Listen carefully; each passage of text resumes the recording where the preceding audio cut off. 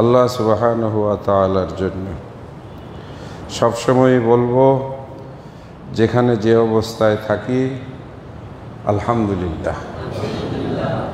কেউ যদি জিজ্ঞেস করে কেমন আছেন, ভালো, আমরা অনেকে এইটুকু দিয়ে শেষ করে দিই। আবার কেউ একটু বলি ভালো আছি। এখন ইদানিং কিছু মানুষের তাদের কাছে সুবহানাল্লাহ, আলহামদুলিল্লাহ, মাশাআল্লাহ এই শব্দগুলো বলা বিরক্তিকর। কিছু কিছু শিক্ষিত মানুষ আছে, তারা মনে করে এগুলো আরবি শব্দ, আমাদের নিজেদের ভালো মন্দ বলার ক্ষেত্রে সেখানে আরবি বলতে হবে কেন? আরবি তো বলবে নামাজের সময়।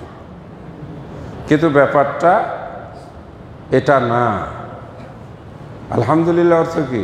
আল্লাহর দয়ায়, আল্লাহর মেহেরবানিতে আমি ভালো আছি এবং সেজন্য আমি আল্লাহর প্রতি শুকরিয়া আদায় করছি। আল্লাহর বান্দারা সেজন্য আল্লাহর নাম উচ্চারণ করতে পারলেই তাদের আত্মা বা তাদের হৃদয় প্রশান্তিতে পরিপূর্ণ হয়ে যায়। এখন তো মাশাআল্লাহ আমাদের আত্মায় খালি প্রশান্তি আর প্রশান্তি। কথাটা উল্টা হয়ে গেল।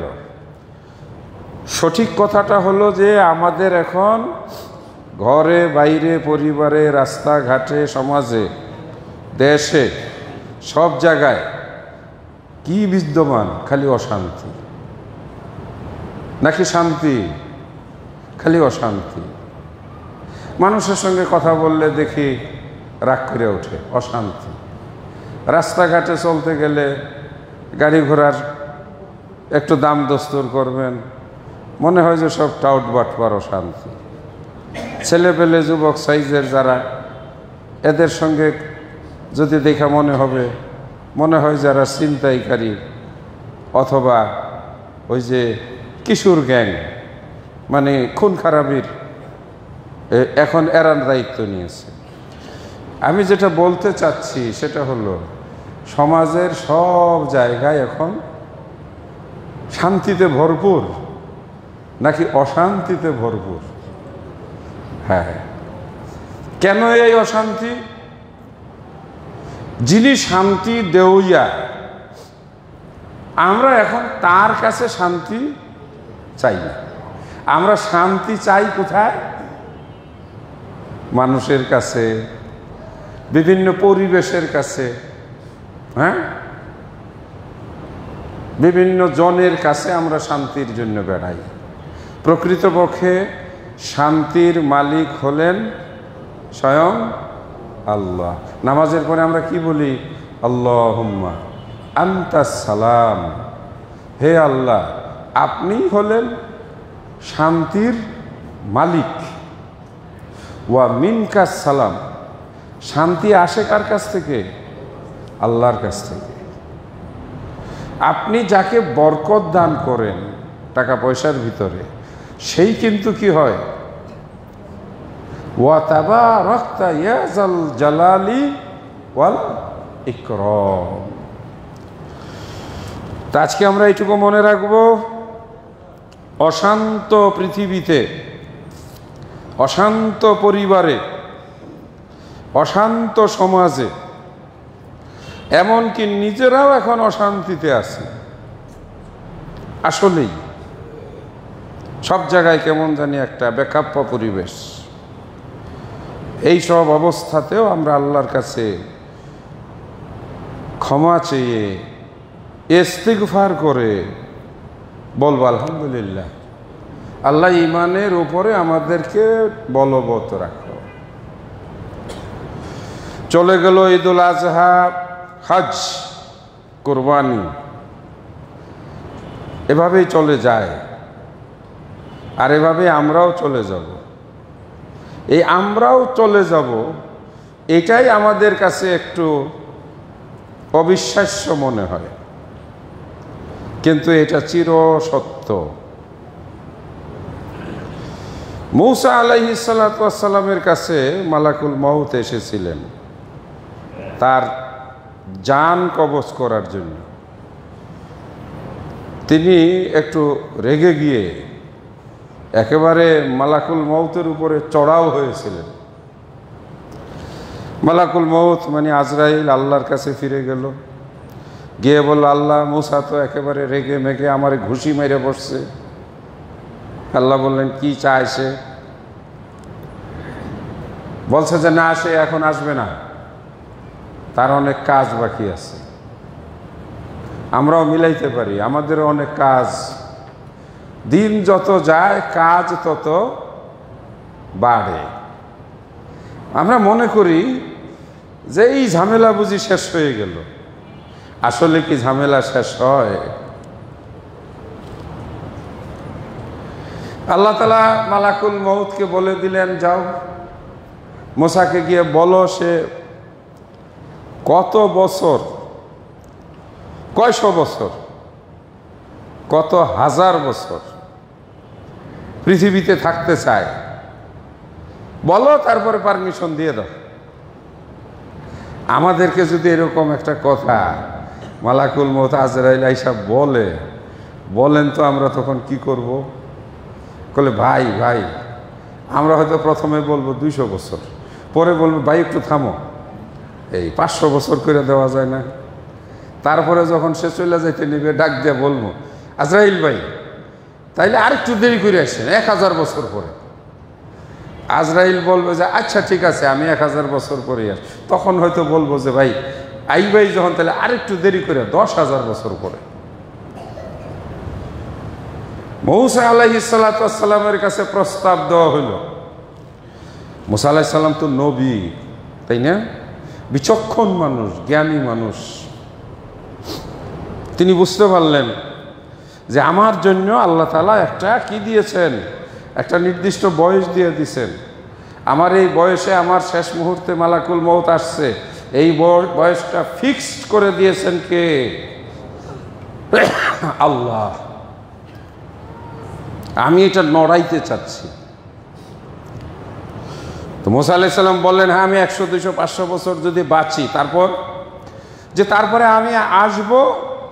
আজরাইল বলতেছে, আমি আসব, আবার আপনার এই রূহ টেনে বের করে আপনাকে মৃত্যুর স্বাদ দিয়ে আপনাকে দুনিয়া থেকে নিয়ে যাব। তিনি হঠাৎ চিন্তা করলেন, পরেও যদি যেতে হয় তাহলে এখন পর্যন্ত আলহামদুলিল্লাহ যেটুকু নেক আমল করেছি, ফেরাউনের সঙ্গে লড়াই করেছি, আল্লাহর বান্দাদের কাছে আল্লাহর দ্বীনের দাওয়াত দিয়েছি, দেখলেন এখনো পর্যন্ত সঠিক পথের উপরে আসি। সামনের 2-3 বছর হায়াত, তখন আমার কি হবে কে বলতে পারে? বেশি হায়াত চেয়ে কিয়ামত পর্যন্ত একেবারে নষ্ট হয়ে গেছে কে বলেন তো? আল্লাহ তাআলার কাছে অনুমতি চাইছিল, আল্লাহ আমাকে তুমি কিয়ামত পর্যন্ত হায়াত দাও। এই কিয়ামত পর্যন্ত হায়াত পাওয়ার পরে সে কি হয়ে গেছে? ইবলিস, হ্যাঁ, শয়তান হয়ে গেছে। মূসা আলাইহিস সালাম আজরাইলকে ডাক দিয়ে বলে, ভাইজান শোনেন, আমার আর থাকার দরকার নেই, পরেও যদি যেতে হয় তাহলে আল্লাহ যেটার জন্য পাঠাইছেন এটাই করেন, আমি আল্লাহর কাছে যেতে চাই। শেষ কথাটা কি? আমি কার কাছে যেতে চাই? আল্লাহর কাছে যেতে চাই। এই জন্য ইমানদারদের, মোমেনের লক্ষ্য থাকতে হবে আমি আল্লাহর কাছে ফিরে যাব। আমি আল্লাহর কাছে যাওয়ার জন্য সবসময় প্রস্তুত থাকব। আমি মাঝে মাঝে একটু থেমে যাই, তার মানে আপনারা যেন একটু কথা বানায় নেন। আর আমাদের আল্লাহর কাছে যাওয়ার মধ্যেই হলো সবচাইতে বেশি আনন্দ। এইভাবে ভাবতে পারি, যদি আমার মৃত্যু হয়, আমার আব্বা মারা গেছেন, আমার আম্মা মারা গেছেন, দাদা দাদি মারা গেছেন, আরে ওনাদের সঙ্গে তো গিয়ে অন্তত পাবো। হ্যাঁ, বেঁচে আছি, আস্তে আস্তে খালি বন্ধু কমতেছে, নাতি নাতনি যে পরিবেশ, বুড়া দাদারে খুব একটা টানতেও চায় না। দাদার লাঠিটা নিয়ে নাতিয়ে কয়, দাদা তুমি মরে গেলে লাঠিটা আমি নিব। মানে নাতিও আশা করে আমি যেন মরে যাই। ছেলের বউ পাশের বাড়ির মহিলা আসছে, বলে যে অবস্থা কয়েকদিনের মধ্যে উইকেট পড়ে যাবে, তারপরে ওই রুমটা মিলাইয়া একসাথে একটা বড় রুম বানাই নিব। দেখছেন বুদ্ধিটা? মানে উইকেট পড়ে যাবে, মানে বুড়া মরে যাবে। বুড়াই মরে গেলে বুড়াই যে রুমটা দখল করে আছে না, মানে ছেলের বউয়ের চিন্তা হইল ওই রুমটা সহ তাদের রুমটা আরো বড় বানাইব। এই বুড়ার কারণে একটু জায়গা বেদখল হইয়া আছে। কোনো কোনো বাসায় এই বুড়া মানুষটা থাকে, আর প্রত্যেক দিন ছেলের বউ খালি রুমটা দেখে, ইস এই বুড়াটা যদি মরে যেত তাহলে রুমটা ভাড়া দিতে পারতাম, হ্যাঁ 1000 টাকা মাস পাইতাম। এমন কি এই বুড়ার ছেলেকে কানে কানে পরামর্শ দেয় যে তোমার বাপের নিয়ে ওই যে গাজীপুরে বৃদ্ধাশ্রম আছে না একটা, ওইখানে রাইখে আসো, তাইলে তো আমরা রুমটা ভাড়া দিতে পারি। এই দুনিয়াতে থাকার জন্য এত চেষ্টা। কোরআন মাজিদে আল্লাহ বলেন, ইন্না সলাতি ওয়া নুসুকি ওয়া মাহইয়ায়া ওয়া মামাতি লিল্লাহি রাব্বিল আলামিন। বান্দা বলো বলো, আমার নামাজ, আমার জীবন, আমার মৃত্যু, আমার কোরবানি ওগো আল্লাহ একমাত্র তোমার জন্য, আমি তোমার কাছে আসার জন্য বেকুল। এটা হলো মুমিনের কামনা বাসনা। এই আয়াত আমরা পড়েছি কোরবানির সময়। আজকের খুতবার 2টা অংশ মাঝখান দিয়ে ভাগ করে, একটা পিছনের আর একটা সামনের। পিছনের অংশ হইল জিলহজ মাস বিদায়, একটা বছর। সামনের অংশ একটা মাস আসতেছে, নতুন বছর, যেই মাসের নাম মুহররম। দেখলেন কোন জায়গায় দাঁড়িয়ে আছি? একটা হিসাব কিতাব হয়ে গেছে। হজ দিয়া আল্লাহ তাআলা বছরের হিসাব ক্লোজ করছেন। একটু বুদ্ধি করে দেখেন আল্লাহ তাআলার সিস্টেমটা। হজের ভিতর দিয়া আল্লাহ তাআলা একটা আরবি বছর ক্লোজ করছেন। এই 2 দিন পরে 28 তারিখ, আজকে 29-30, যত বাংলাদেশে ব্যাংক আছে, শুধু বাংলাদেশে না সারা পৃথিবীর যত ব্যাংক আছে, এই ব্যাংকের বছর হইল জুলাই টু জুন। এটা হইল ব্যাংকের বছর। এই জন্য জুন মাসের এই 2 দিনকে বলা হয় ক্লোজিং ডেট। হিসাব কিতাব ক্লোজ। আল্লাহ তাআলাও কিন্তু একটা হিসাব কিতাব ক্লোজ করছেন। হ্যাঁ, বছরের ভিতরে কি ছিল? রোজা ছিল না 1 মাস। বছরের ভিতরে আল্লাহ তাআলা আমাদের জন্য যাকাত দেওয়ার একটা হিসাব দিয়েছিলেন না? এই বছরের মাঝখানে আমরা সব কিছু করে বছরের শেষে এসে লাব্বাইক আল্লাহুম্মা লাব্বাইক লা শারীকা লাকা লাব্বাইক ইন্নাল হামদা ওয়ান নি'মাতা লাকা ওয়াল মুলক লা শারীকা লাক। তাওহীদ সর্বশেষ সাহসী উচ্চারণ, লা শারীকা লাক, তোমার কোনো শরীক নাই।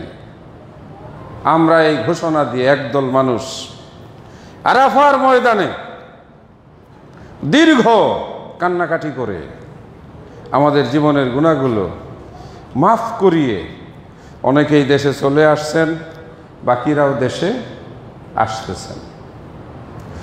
নতুন চাঁদ উঠবে, নাম কি? মুহররম। এই আর কয়েকদিন পরে। যেই মুহররমের আরেকটা নাম আছে শাহরুল্লাহ। শাহরুল্লাহ শব্দের অর্থ হইল আল্লাহর মাস। মুহররমের আরেকটা নাম হইল শাহরুল্লাহ, আল্লাহর মাস। মুহররমের ভিতরে আছে আশুরা। জিলহজ মাসে যেমন ছিল 9 তারিখে ইয়াউমে আরাফা, জিলহজ মাসের ভিতরে আছে আশুরা দিবস। ওই দিনের একটা রোজা বিগত 1 বছরের গুনাহ মাফের কারণ। বাঙালি খুব চালাক বুদ্ধিমান, কলে হুজুর 9 তারিখে তো রোজা রাখছি, তখন তো গত বছরের গুনাহ মাফ হয়েই গেছে, তাহলে আর 10 তারিখে রোজা রাখবো, তো এই কয়েকদিনে আর কয়টা গুনাহ হয়েছে? এই হিসাব করলে চলবে আল্লাহর সাথে? এর মানে হলো জীবনের পিছনের 1 বছরের, যা 60 বছর হয়েছে, 60 বছরে আপনি কি 60টা আরাফার দিবসে রোজা রাখছেন? রাখেন নাই, হয়তো 5টা 7টা হয়েছে। আরগুলো আর নফল ইবাদত, আল্লাহকে খুশি করার সবচাইতে আল্লাহর পছন্দের ইবাদত ফরজ ইবাদত। এটা তো আল্লাহর হক। আমি আল্লাহর বান্দা, আল্লাহ আমার রব মালিক, আমি আল্লাহটা খাই নাকি? কথা ঠিক না? হোটেলে খাইলে হোটেলের মালিককে, ম্যানেজারকে কি দিতে হয়? খাওয়ার পরে বিল দিয়ে যেতে হয়। তো আল্লাহর দুনিয়ায় থাকি, আল্লাহর দেওয়া খাবার খাই, আল্লাহর জমিনের উপরে হাঁটি, আল্লাহর জমিন, এর ভিতরে ঘর বানাই এবং সেখানে বসবাস করি, তাহলে এগুলোর জন্য কি আল্লাহকে কিছু দিতে হবে না? আল্লাহকে যে জিনিসটা দিতে হয় সেই জিনিসের নাম হলো ইবাদত। আল্লাহ এটা ফরজ করেছেন, করতেই হবে। ইবাদতবিহীন জীবন হিসাবের ভিতরে আসে না। আবার বলবো কথাটি, ভালো করে ভাববেন, কথা সাথে সাথে ব্রেনের মধ্যে নিয়ে নেবেন। ইবাদতবিহীন জীবন ওটা জীবন বলে গণ্য হয় না।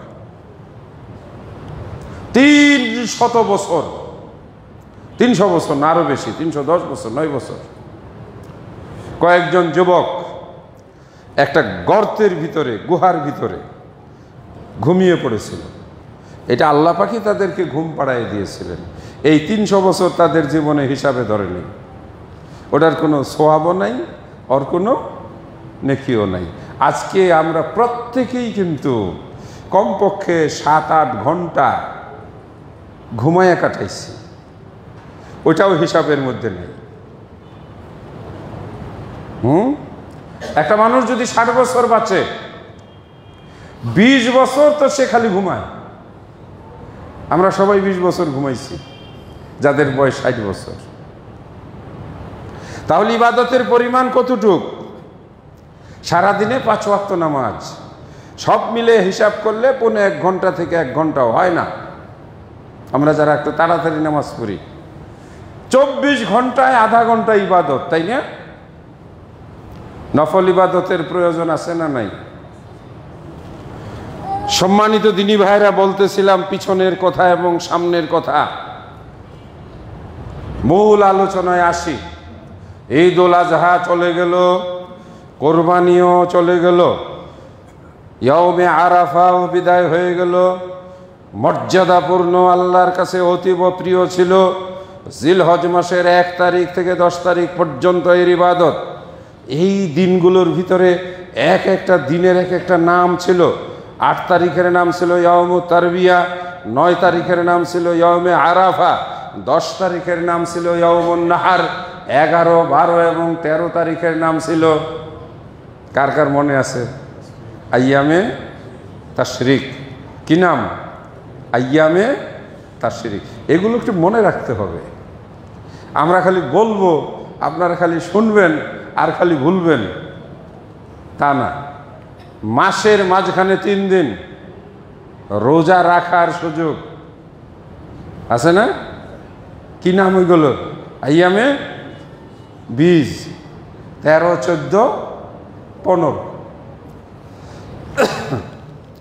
নতুন বছরের আগমন হবে 1446 সাল। সারা পৃথিবীর সকল জাতির নিজেদের ক্যালেন্ডার আছে। নেপাল যাওয়ার আমার সুযোগ হয়েছিল। সেখানে গিয়ে দেখে যে তাদের নববর্ষ খুব উৎসব। জিজ্ঞেস করলাম এটা কি জন্য? তো যিনি আমার গাইড ছিলেন বললেন, নেপালিদের একটা নিজস্ব বর্ষ আছে, জাপানিদের নিজস্ব বর্ষ আছে, চীনাদের তো বছরের অভাব নাই, এক এক অংশের এক এক বছর। খ্রিস্টান যারা, খ্রিস্ট যারা, ঈসা আলাইহিস সালাতু ওয়াস সালামকে কি বলে? যিশু বলে। এই যিশু তথা ঈসা আলাইহিস সালামের জন্ম সন দিয়ে যে বছর, এই বছরের আসল নাম হইল খ্রিস্টীয় বছর। আমরা সবাই ভুল করে বলে ইংরেজি বছর। ওইটা ইংরেজি বছর না, ওর আসল নাম কি? এই জন্য তারিখ লেখার পরে শেষে কি লেখে? খয়রিকা খ্রি দেয়, খ্রিস্টাব্দ, মানে খ্রিস্ট বছর। এই যে যেমন 2024 সালের আজকে 28শে জুন, এই যে হিসাবটা বললাম, এটা কিসের বছর? খ্রিস্টীয় বছর। খ্রিস্ট, যিশু খ্রিস্টের জন্ম। আমি কি সুন্দর তারিখটা বলতে পারলাম। আমি কিন্তু খ্রিস্টান না। আমরা সবাই বলতে পারবো আমরা সবাই মুসলমান, কিন্তু এই মুহূর্তে যদি জিজ্ঞেস করি যে আজকে জিলহজ মাসের কয় তারিখ, আমরা কিন্তু মুসলমান। আমরা মনে রাখছি কোন মাস কোন বছর? খ্রিস্টানদের বছর, মানে খ্রিস্টের বছর। এইবার বুঝার জন্য বলতেছি, আমাদের বেশি বেশি মনে রাখার কথা কোন মাস কোন বছর মুসলিম হিসাবে? কবে মুহররম শুরু হবে? এখনো আমরা যে মাসের ভিতরে আছি, এই মাসটাও 4টা হারাম মাসের একটা মাস। হারাম মাস মানে হলো উচ্চ মর্যাদা সম্পন্ন, সম্মানিত, মহা সম্মানিত মাস। আমাদের কোনো খবর আছে? ঈদের পরে যে দিক দিয়ে নৌকা নিয়ে আইরে কি বাজনা আর কি আওয়াজ! এখন তো মাঝে মাঝে মনে হয় কান ফাটাইয়া ফেলাইব। মাগরিবের নামাজের সময় এই নদীর পাড়ে দিয়া যারা মসজিদ বানাইছে, এরা এখন নামাজই পড়তে পারে না। আমাদের কোনো খবর আছে? আগের জামানায় আমার ছোট সময়কালের জানা অভিজ্ঞতা, ময়মনসিংহ এলাকায় ডাকাইতের দল দাও অস্ত্র শস্ত্র নিয়ে এবং ঢোল নিয়ে, আরও ওই যে ওরা পালা গান টান কি জারি গান গায়, এই গানের লোক নিয়ে ওরা রাস্তা দিয়ে যাইত। কিন্তু যদি কোথাও মসজিদ পাইত, আধা কিলোমিটার আগে থেকেই গান বাজনা অস্ত্র সব লুকায় রাখত। মসজিদ মসজিদ এই মসজিদ। এখনকার যুগের মুসলমানদের মসজিদ টসজিদ কোনো পাত্তাই নেই, পরোয়াই করে না। এদিক দিয়ে মদ খাইয়া পাগলামি করে যায়, এদিক দিয়ে গান বাজায়া যায়। এখানে একটা মসজিদ আছে, হয়তো গান বাজানোওয়ালারা বলবো যে এখন এত মসজিদ, যদি আমরা গান বন্ধ করে যাই তাহলে তো আর বাজাইতেই পারবো না। পূর্বপাড়া মসজিদ, চটকিপাড়া মসজিদ, মোরলপাড়া মসজিদ, আরাধ্যাপাড়া মসজিদ, আসকারঠেক মসজিদ করলে তাহলে তো আর আমরা গান বাজামু কোথায়? কলে এই জন্য মসজিদ আমরা একটাও মানি না। কত ভয়ঙ্কর সাহস! মসজিদের গ্রাম বেড়াইত। আলহামদুলিল্লাহ এরকম গ্রাম বাংলাদেশে খুব কম। নদীর ঘাট থেকে নিয়ে একেবারে শেষ সীমানা পর্যন্ত দেখেন সিরিয়ালে কতগুলো মসজিদ। এই জায়গাটুকু দিয়ে হাঁটার সময় একজন মুসলমান মহিলা কেমন করে সাহস পায় যে তার মাথার কাপড় ফেলে অথবা পর্দাবিহীন অবস্থায় রাস্তা দিয়ে চলে? ওর ভিতরে কি মৃত্যুর ভয় নেই? এই মেয়ে, আমি তো দেখলাম, আমরা কিছু দেখি এবং সাথে সাথে ওখান থেকে কিছু শিখি। মহিলাটা ভরসা ছিল, কিন্তু এখন রূপ নাই, যৌবন নাই, এগুলো ঝুলা পড়ছে, রাস্তার পাশে বসে ভিক্ষা করতেছে। একটা মানুষও তার দিকে তাকায় না। তাকায়? আর তুমি মেয়ে মনে করছো যে তোমার এই সামান্য একটু, তাও কি চেহারার নাম তো বাংলা পাশের চাইতে খারাপ। দেখি তো চেহারা নাই, কিচ্ছু নাই, আল্লাহর বান্দাদের নিন্দা করতে হয় না। কিন্তু নিন্দা করি কখন? যখন দেখি যে ওটা শয়তানের নানি, ইবলিসের নানি রাস্তা দিয়া যায় অথবা কোনো বিয়ের অনুষ্ঠানে যায়, তখন কি রং সং মাখাইয়া কি যে একটা সং সাজে, মনে যে কি হয়ে গেছে। আরে আল্লাহর বান্দিরা, একটু ভিতরে ভয় রাখো। মুসা আলাইহিস সালামের কাছে আজরাইল আসছিল, কিন্তু আজকের খুতবা ভালো করে মনে রাখবেন, রাত্রে শুয়া ভাববেন খুতবাটা কিভাবে শুরু করেছি। মুসা আলাইহিস সালামের কাছে আজরাইল আসছিল, মুসা আলাইহিস সালাম একেবারে ঘুষা দিয়া আজরাইলটা তাড়াইয়ে দিছিল। আজরাইল আল্লাহর কাছে গিয়ে বলছে, আল্লাহ হাতে তো আসবে দূরের কথা, উল্টা আমার উপরে চড়া হয়েছে। বলে যাও, পারমিশন দিয়ে দিলাম, যে কয় 1000 বছর বাঁচতে চায় বাঁচুক, দেখি সে কি করে। বেশি দিন বাঁচাটাও সুখের না, কি বলেন? বেশি দিন বাঁচাটা খুব সুখের। এই যে আমি, আমার বয়সী যারা, ভালো করে শুনে রাখেন, যিনি আসতেছেন তিনি যাবেন না, তিনি আপনাকে নিয়ে যাবেন। কি বুঝলেন? মারে ক্ষতি কথা। যিনি আসছেন সে যাবে না, সে আপনাকে সাথে নিয়ে যাবে। বুকের মধ্যে ব্যথা, হার্টের রোগ, ও যাবে না। আপনি যত ডাক্তারের কাছে ধরেন, সিঙ্গাপুর যান, মালয়েশিয়া যান। একটা উদাহরণ দেওয়ার জন্য বলতেছি, আমাদের মাননীয় একজন মহামান্য রাষ্ট্রপতি সিঙ্গাপুর গেছিল না? কি তিনি মরেন নাই? আপনার ডায়াবেটিস, ওই ডায়াবেটিস ভাই আপনার বাড়িতে আপনার শরীরে আসছে, ডায়াবেটিস ভাই আপনাকে রাইখা যাবে না। পাইলস হয় মানুষের, ও ভালো হবে না। একটা চুলকানি, একটা টিউমার হইলেও আপনি নিশ্চিত থাকেন ও যাবে না। ও কি করবে? আপনাকে সাথে নিয়ে যাবে। হ্যাঁ, 20-22 বছর, 25 বছর, 30 বছর, 40 বছর বয়সে রোগটুগ হইলে এইগুলো কি হয়? জায়গা। কিন্তু শেষ বয়সে যারা আসে তারা কখনো একেবারে পিওর ভালো হয়ে যায় না। তার মানে কি? ওরা আসে আল্লাহর পক্ষ থেকে, ওরা এসে আপনাকে সতর্ক করে, এই আমি আইসা পড়ছি, যে কয়দিন আসো ভালোভাবে চলো, যে কয়দিন আসো কে ভালোভাবে চলো। চট্টগ্রাম এলাকার একজন বড় রাজনীতিবিদের একদিন সাক্ষাৎকার দেখতেছিলাম। এত বড় একটা বাটির মধ্যে 14 আইটেমের বড়ি, উনি নিজে বলতেছে, আমি গনে গনে দেখে দেখে প্রত্যেক দিন 14টা বড়ি খাই। তাহলে তার ভাতই তো আর খাওয়ার দরকার নেই। এই সাক্ষাৎকার দেওয়ার মাত্র কয়েকদিন পরেই তিনি দুনিয়া থেকে বিদায় হয়ে গেছেন। খুতবার বিষয়, বছর একটা চলে যাচ্ছে, একটা হিসাব ক্লোজ। আল্লাহ তাআলা হিসাবটা ক্লোজ করেছেন কি দিয়ে?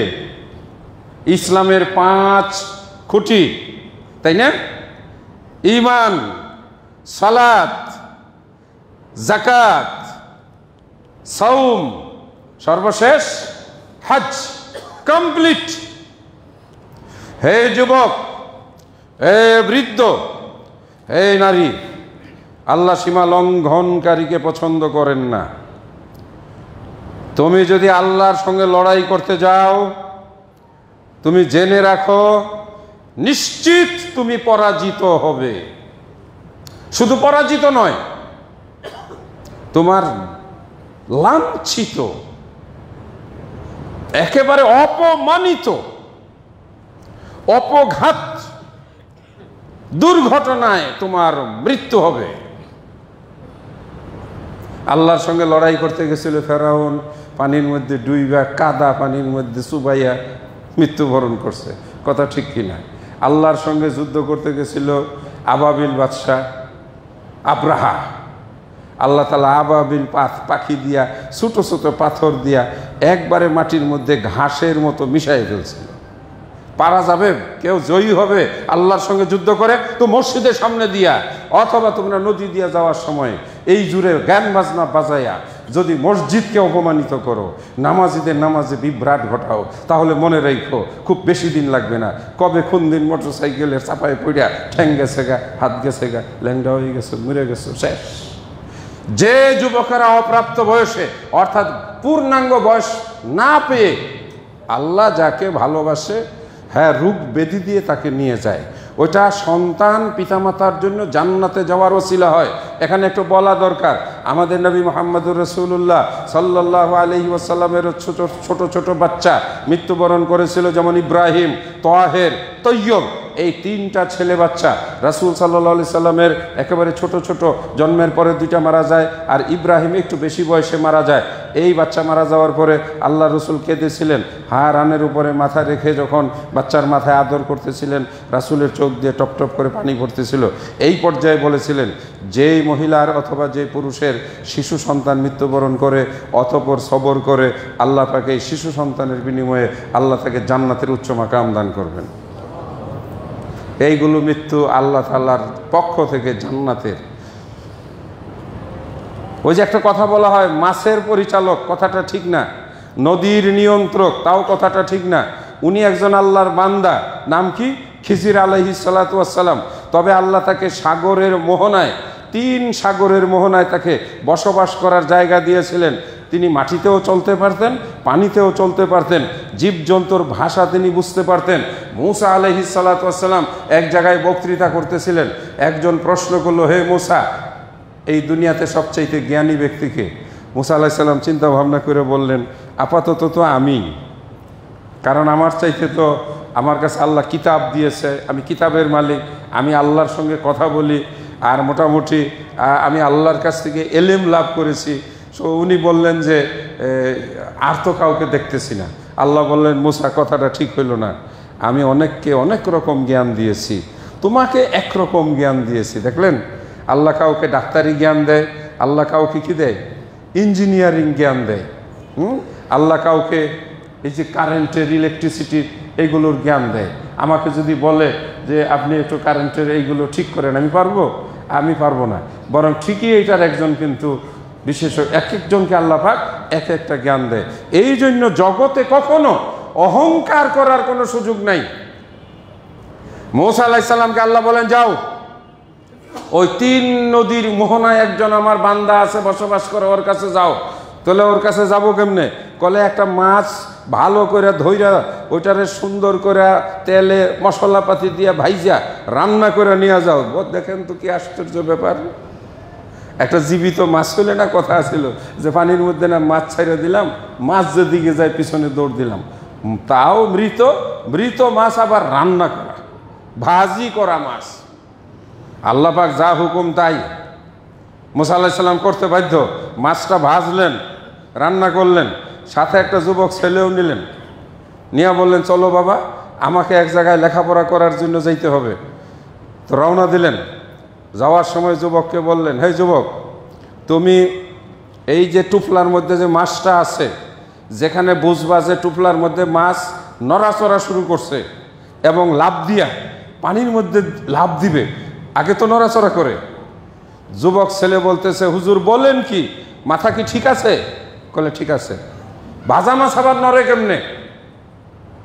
কলে এটাই আল্লাহ তাআলার হিকমত। কি বুঝলেন? আল্লাহর সঙ্গে কেউ বাহাদুরি করেন না, ধ্বংস হয়ে যাবেন।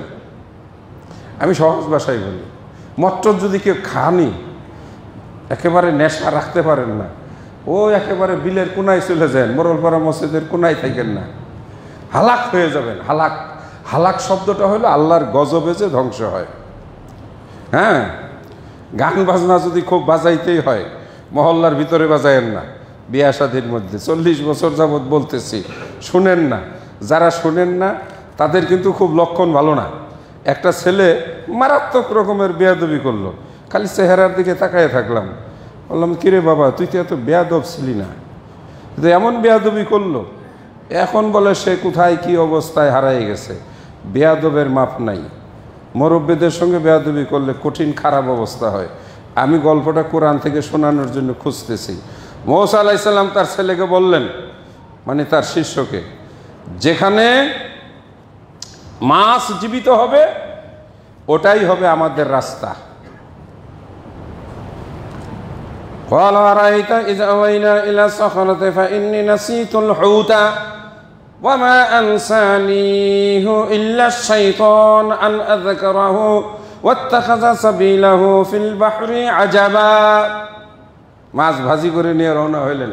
আজকে এটা শেষ করা যাবে না, ইনশাল্লাহ পরবর্তীতে। ফালাম্মা জাওয়াজা ক্বালা লিফাতাহু, তার যুবককে বললেন, যুবক সঙ্গীকে, আতিনা গাদা আনা লাকাদ লাকিনা মিন সাফারিনা হাজা নাসাবা, এখানে একটু বসি, ভাজা মাছ রুটি আছে, চলো একটু খাই। এইবার ছাত্র বলল, হুজুর মাছ তো লাভ দিয়ে বেরিয়ে চলে গেছে। এই বেটা বলস কি, মাছ লাভ দিয়ে বেরিয়ে চলে গেছে, তো আমার বলস নাকি? বলে, হুজুর আমি ডরাইছি, মরা মাছ ভাজা মাছ ব্যাগের ভিতর থেকে জীবিত হইয়া লাভ দিয়ে বেরিয়ে গেছে, আমার ভয়ে কথা বন্ধ হয়ে গেছে, আমি আর আপনাকে বলতে পারি নাই। এটা তো একটা আশ্চর্য ঘটনা যে আল্লাহ বলতেছেন ওয়াত্তাখাযা সাবিলাহু ফিল বাহরি আজাবা, মাছটা জীবিত হয়ে গেল, তারপরে সে রাস্তা ওই সাগরের মধ্যে লাভ দিয়ে চলে গেল এবং একটা সেখানে রাস্তা হয়ে গেল। এই আজীব আজীব জিনিস দেখে আমি ভয়ে চমকে উঠলাম। মূসা আলাইহিস সালাতু ওয়াস সালাম ক্বালা যালিকা মা কুননা নাবগি ফানাতাদ্দা আলা আথারিহিমা কসাসা, অতএব তারা দুইজন বললেন, যুবক ওটাই তো হলো আমাদের রাস্তা, চলো চলো আবার আমরা সেখানে ফিরে যাই। অতএব দুইজন তারা পিছনে হাঁটতে লাগলো। এক পর্যায়ে ফাওয়াজাদা, সেখানে গিয়ে তারা আবদান মিন ইবাদিনা, আমার এক বান্দাকে গিয়ে তারা সেখানে পেয়ে গেল। মাছ যেখান দিয়ে গেছে রাস্তা বের হয়ে রয়েছে, ওই রাস্তায় ঢুকে গেছে পানির ভিতরে। কিছু দূর গিয়া দেখে হুজুর সেখানে বসা। হুজুর আপনার নাম কি? আমার নাম হইল খাজির। তোমার নাম কি? আমার নাম মূসা। এখানে তোমার কাজ কি? হুজুর পড়তে আসছি। কলে আমার ছাত্র সবাই হইতে পারে না। সোজাসুজি কথা, আমার ছাত্র সবাই হইতে পারে না। একেবারে এইরকম কথাবার্তায় আলাপ আলোচনা। সুযোগ 2-1 মিনিট আমি বলি। হ্যাঁ, তো সেখানে গিয়ে বলতেছে, কলু, তারা বলল যে আমরা আপনার কাছে এই যে মিন ইনদিনা ওয়া আল্লামনাহু মিন লাদুন্না ইলমা। ক্বালা লাহু মূসা, মূসা তাকে বললেন, হাল আত্তাবিউকা আলা মা আন তুআল্লিমানি মিম্মা উল্লিমতু রুশদা। হুজুর আমি আমার কাছে আপনার কাছে কয়েকদিন থাকবো, আল্লাহ তাআলা আপনাকে যে ইলম দিয়েছে আপনি আমাকে সেই এলেম শিক্ষা দিবেন। খাজির আলাইহিস সালাম সোজাসুজি বলেন, ক্বালা ইন্নাকা লান তাসতাতিআ মাইয়া সাবরা, তুমি আমার সঙ্গে থাকতে পারবে না, এটুকু ধৈর্য তোমার নাই। আমার সঙ্গে থাকতে হলে আরও অনেক ধৈর্যের প্রয়োজন আছে। মূসা আলাইহিস সালাম বললেন যে হুজুর আমি থাকব, আপনি যা বলবেন তাই আমি মানব। এক পর্যায়ে রাজি হলেন। ক্বালা ইন্নাকা লান তাসতাতিআ মাইয়া সাবরা ওয়া কাইফা তাসবিরু আলা মা লাম তুহিত বিহি খুবরা, কেমন করে তুমি আমার সঙ্গে থাকবে? যে এলেম তোমাকে দেওয়া হয় নাই আর আমাকে যে এলেম দেওয়া হয়েছে, আমি যখন সেটা প্রকাশ করব তোমার তো মেজাজ গরম হয়ে যাবে। তখন তো তোমার আর আমার মধ্যে কি হবে? মারামারি হবে, ঝগড়া হবে। আমি বলবো এটা করো, তুমি বলবা কেন করব, ঝগড়া হবে না? তার চেয়ে বাবা তুমি তোমার রাস্তায় যাও, আমাকে আমার মতে থাকতে দাও। আল্লাহর নির্দেশ, মূসা বাধ্য হয়ে বললেন, আমি কিচ্ছু বলবো না, আপনি যা খুশি করবেন, আমি শিখতে আসছি। অতএব মূসা আলাইহিস সালামকে তার সঙ্গে নিলেন। এক পর্যায়ে রওনা হইলেন। কিছু দূর যাওয়ার পর একটা নদী পাইলেন। নদীতে গিয়ে দেখেন নৌকা নাই। অনেক খোঁজাখুঁজির পরে একটা নৌকা পাইলেন। নৌকাতে দুইজন উঠলেন। ফান্তালাকা, তবে যাওয়ার আগে বললেন, ক্বালা ফাইন ইত্তাবা'তানি, তুমি যদি আমার সঙ্গে যাও, আমার সঙ্গে থাকো, ফালা তাসআলনি, আমাকে কোনো কথা জিজ্ঞাসা করতে পারবা না।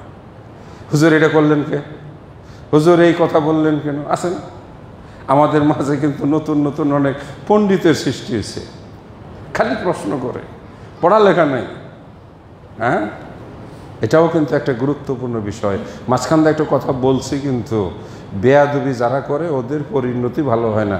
বেয়াদব মাহরুম আজ ফজলে রাব। বেয়াদবি করবেন না মসজিদের সঙ্গে, বেয়াদবি করবেন না আল্লাহর কোনো কথার সঙ্গে, বেয়াদবি করবেন না আলেমুলামা ইমামের সঙ্গে, বেয়াদবি করবেন না মুরব্বীদের সঙ্গে। এই ছেলে, এই মেয়ে, যতটুকু সম্ভব যদি তুমি নিজে খারাপ হও, একটু সইরা গিয়া খারাপই করো, সামনে এসে বাহাদুরি দেখাইও না। আসেন এরকম কাউকে ডরাই না, ব্যাটাটা কি? 2 দিন পরে খবর আসছে, বলে হুজুর একটু দোয়া করেন। কার জন্য? কলে আমার সেলিম। কি হয়েছে? কলে মোটর সাইকেল অ্যাক্সিডেন্ট করে বাম ঠ্যাংটা ভেঙে গুঁড়া হয়ে গেছে। এখন কি হইলো তোর বাহাদুরি? তুই তো একদিন গর্জন দিয়ে বলছিল অহংকার করো না। আল্লাহ তাআলা কোরআন মাজিদে বলছেন ইন্নাল্লাহা লা ইউহিব্বুল মুতাদিন, সীমা লঙ্ঘনকারীকে আল্লাহ রাব্বুল আলামিন ভালোবাসেন না। যদি মোবাইলে অথবা ওই যে সাউন্ড বক্স দিয়া গান বাজানোর খুবই শখ হয়, তাহলে ঘরের ভিতরে জানালা বন্ধ করিয়া গান বাজাইও, মসজিদের দিকে যেন কোনো সাউন্ড বক্স না আসে। যদি মনে করো কে কি বলবে, শেষ জীবনে যে তুমি কত লাত্তি গুতা খাইবা, কাগজ নাও, লেখা রাখো। আজকে বিয়ে করার সময় বলতেছ গান বাজাইতে দিবে না, কোন বেটা কোন এরকম, আমার টাকা আমি গান বাজাবো। মুরব্বী গিয়া যদি বলে যে আপনি যান, আপনাদের সময় আপনাদের যুগে এগুলো ছিল না, আমাদের যুগে এগুলো। আজকে বিয়ে করতেছো না, 40 বছর 50 বছর পরে তোমার যখন তোমার ছেলেপেলেরা বলের মতো লাগতেইব, তখন আমি আহমদুল্লাহ বেঁচে থাকবো না, এই মসজিদের মুরব্বী মুসল্লি একটাও বেঁচে থাকবে না। কিন্তু ওই সময় মানুষ কিরে ওরা লাগতাইকে, এরাও তো জানবে না যে জিদ করিয়া বাহাদুরি দেখাইয়া মসজিদের দিকে মাইক দিয়া গান বাজাইছিল। আমরা মরে গেছি ঠিক আছে, একজন মরে, আসমান জমিনের যিনি মালিক, আসমান জমিনের যিনি মালিক না। মুহররম মাস, হারাম মাস, জিলহজ মাস, মর্যাদার মাস, সম্মান দিও। মুহররম মাস আল্লাহর মাস। মুহররম মাসে আছে আশুরা, আশুরা রোজা রাখো। আরেকটা খুতবা হয়তো পেতে পারি নাও পেতে পারি, যেহেতু আমি এদিক সেদিক যাই, মনে করাই দিয়ে গেলাম। মুহররম মাসটাকে গুরুত্ব দিও। এই মাসে বহু ঘটনা আছে, তার ভিতরে আমাদের নবীজি সাল্লাল্লাহু আলাইহি ওয়াসাল্লামের কলিজার টুকরা আদরের নাতি হুসাইন রাদিয়াল্লাহু তাআলা আনহুর শাহাদাতের ঘটনা আছে। সারা পৃথিবীর শিয়ারা কান্নাকাটি করে। আমরা সুন্নি যারা মুসলিম, আহলুল হাদিস, হানাফি, শাফি, মালিকি মুসলিম যারা, আমরাও হুসাইন রাদিয়াল্লাহু তাআলা আনহুর মৃত্যুতে আমরাও কষ্ট পাই। কিন্তু আমরা বেদাত করি না, আমরা শিরক করি না, কিন্তু আমরা আবার এত বেশি আনন্দও করতে যাব না। রোজা রাখার বিধান আছে এই মূসা আলাইহিস সালামের ঘটনায়, যে ওই দিন আল্লাহ রাব্বুল আলামিন মূসা আলাইহিস সালাতু ওয়াস সালামকে পার করে নিয়ে গিয়েছিলেন সাগরের মাঝখান দিয়া রাস্তা বানাইয়া। কি অর্থ বুঝলাম? আল্লাহ আপনারও এরকম কোনো বিপদ হইলে সাগরের মাঝখান দিয়া রাস্তা বানাইয়া পার করে নিয়ে যাবে। মূসা আলাইহিস সালামের বিপদের চাইতে আপনার বিপদ বড় না। প্রথম কথা এটা বলবেন, আল্লাহ তুমি যদি মূসাকে ফেরাউনের মতো শাসকের হাত থেকে তাকে মেরে ফেলবে, ধরবে, কোপাইয়া মারবে, আর সামনে নদী পড়ছে। মূসা আলাইহিস সালাম বললেন আল্লাহ এখন কি করব? মূসা আলাইহিস সালামকে আল্লাহ বললেন হাতের লাঠি পানিতে ফেলে দাও। পানির মাঝখান দিয়া রাস্তা হয়ে গেল, মূসা আলাইহিস সালাম পার হয়ে গেলেন। আর ফেরাউন দেখতেছে মূসা চলে যায়, দৌড়াইয়া ঘোড়া লইয়া মাঝখান পর্যন্ত গেছে। আল্লাহ বললেন মূসা দাঁড়াও দাঁড়াও দাঁড়াও, আরেকটা কাজ করো, পানির মধ্যে আরেকটা বাড়ি দাও। ওই যে আগে রাস্তা হয়ে গেছিল, মূসা আলাইহিস সালাম আরেকটা আঘাত করলেন, রাস্তা শেষ। এখন পানির ভিতরে কে? ফেরাউন। ডুইবা সুইবা ভাসছে, বলে মূসা মূসা আমানতু বিরব্বি মূসা ওয়া হারুন, আমি মূসা এবং হারুনের রবের উপর ঈমান আনলাম। আল্লাহ আসমান থেকে ডাক দিয়া বলেন মিথ্যুক, ওরে কাদা দিয়া মুখ ভরে দাও। লাঞ্ছিত হয়ে ফেরাউন সেই দিন ধ্বংস হয়েছিল। এই ঘটনা কবেকার? এই যে আগামী মাসে 10ই মুহররম। আর আজকে শুনাই গেলাম মূসা আলাইহিস সালাম আছে কার সাথে? খেজুরের সাথে। শুধু একটা বলে যাই, বাকি দুইটা পরে বলবো। নৌকা পাইলেন, নৌকায় উঠলেন। নৌকা যদি ওই পারে থাকে, আমরা নৌকাওয়ালারে কি বলি? ভাই, দাদা, বাবা, চাচা। বাবারে রাত 12টা বেজে গেছে, ঝড় বৃষ্টি, কেউ না, আয় বাবা একটু আয়, 10 টাকার জায়গায় 20 টাকা দিব, আমরা হাতাইয়া ফিতাইয়া বইলা কোনো মতে পার হই না। মূসা আলাইহিস সালামও পার হইলেন। এই পাশে আইসা হাতে একটা লাঠি ছিল তার, নিচে 3টা জোরে চাপ দিয়া নিচের তক্তাটা খুইলা নৌকাটা পানির মধ্যে ডুবাই দিল। ডুবাই বলো মূসা নামো নামো নামো নামো। নৌকা পানির মধ্যে ডুবে যাচ্ছে। নৌকাওয়ালা কান্নাকাটি শুরু করছে, বলতেছে হুজুর আপনাদেরকে হুজুর মনে করিয়া এই বৃষ্টি বাদলের রাত্রে অন্ধকারের মধ্যে কেউ নাই, আমি আপনাদের পার করে দিলাম, আর যাওয়ার সময় আমার নৌকাটা নষ্ট করে দিয়ে গেলেন, আপনারা না হুজুর মানুষ? কিচ্ছু বলে নাই। মূসা আলাইহিস সালাম দাঁড়াই গেছে, খেজির এটা কি করলেন? বেচারা আমাদেরকে পার করে দিল, আর আপনি বেচারার দুইটা পয়সা দিবেন দূরের কথা, নৌকাটা ডুবাই দিবেন। খিজির আলাইহিস সালাম গেছে রাইগা, এই মুসা, আগেই বলছিলাম তুমি পারবা না, আমি তোমাকে বলছিলাম তুমি আমার সাথে থাকতে পারবা না। কোরআনের ঘটনা, বাকিটা আপনারা দেখবেন। কোথায় আছে? একেবারে 16 পারার প্রথম শুরু, 15 পারার শেষ, 16 পারার প্রথমে সূরা কাহফের ভিতরে এই ঘটনাটি। মুসা আলাইহিস সালাম বলেন সরি সরি সরি, ভুলেই গেছে, ঠিক আছে বলবো না, কিন্তু কাজটা হুজুর ঠিক করেন নাই। মুসা আলাইহিস সালাম সাহসী মানুষ, শেষে আবার আস্তে করে বলছে, এই কোরআনে শব্দটা আছে যে হুজুর আমি না হয় কিছু বলবো না, কিন্তু নৌকাটা ভাঙা কাজটা আপনি ঠিক করেন নাই। জিতা শাইআন ইমরা, আপনি এটা খুব যাক। এরকম আরো 3-4টা ঘটনা সামনে আছে। আবারও ইনশাআল্লাহ মুহররম মাস, যেহেতু মুহররম মাসে মুসা আলাইহিস সালামের ঘটনা আছে, আজকে শুরু করেছিলেন মুসা আলাইহিস সালামের দিয়ে। ঘটনাগুলোর ভিতরে যে শিক্ষাটা আছে, জীবন, যেই জীবনে আমল নাই সেই জীবনের কি নাই, মূল্য নাই। 1000 বছর বেঁচে লাভ নাই, তাতে বিরক্তি বাড়বে। বৃদ্ধ বয়সে হাসপাতালে দৌড়াইয়াও লাভ নাই। সিঙ্গাপুরে গেলে টাকা খরচ হবে, আইসিইউতে নিয়ে গেলে ওই আইসিইউওয়ালাদের উপকার হবে। আপনি বলেন আমাকে তোমরা ঘরে নিয়ে যাও, আমার কানের কাছে কালেমা শোনাও, আমি আমার আল্লাহর কাছে যাইতে চাই। আমাদের নবী সাল্লাল্লাহু আলাইহি সাল্লাম বিদায়ের সময় বলেছিলেন, আল্লাহুম্মা আর রফিকুল আলা, হে আমার প্রিয়তম বন্ধু, আমি আপনার সান্নিধ্যে আসার জন্য প্রস্তুত। একটি বছর চলে যাচ্ছে, আরবি বছর, যেই বছরের শেষ মাস জিলহজ। আরেকটি আরবি বছর আমাদের সামনে আসতেছে, যেই মাসের নাম হইল মুহররম।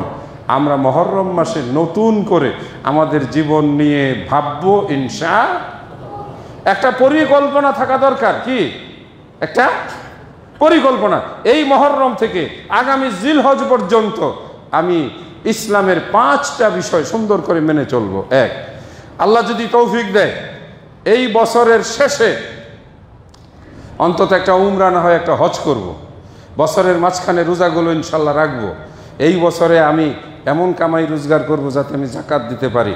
অর্থাৎ মুহররমে প্রবেশ করার সময় আমরা যেন আল্লাহর কিছু দিনই কাজ করার নিয়ত করে প্রবেশ করি। কি এটা উত্তম না? খবরই নেই। আল্লাহ আমাদেরকে তার দিনের পথে এগিয়ে যাওয়ার তৌফিক দান করুন, আমিন। ইনশাআল্লাহ পরবর্তী কোনো এক জুমায় মুসা আলাইহিস সালামের পরবর্তী ঘটনা বলবো। নৌকাই বা তিনি কেন ভাঙছিলেন, এটার কারণ শুনলে আমরাও তখন বলবো যে না, খিজির যা করছে ভালোই করছে। কারণ আমরা উপস্থিত দেখে রাগ করছি, কিন্তু দীর্ঘ সেই সুদূর প্রসারী ফলাফল দেখলে তখন বলতে হবে এটাই তিনি উত্তম করেছিলেন। আল্লাহ সুবহানাহু ওয়া তাআলা কোরআনের গল্প, কোরআনের কথা শুনে উপদেশ গ্রহণ করার তৌফিক দেন, আমিন। আকুলু কওলি হাযা ওয়া আস্তাগফিরুল্লাহ লি ওয়া লাকুম ওয়া লিসাইরিল মুসলিমিন। নাহমাদুকা ইয়া গাফুরু ইয়া রাহিম।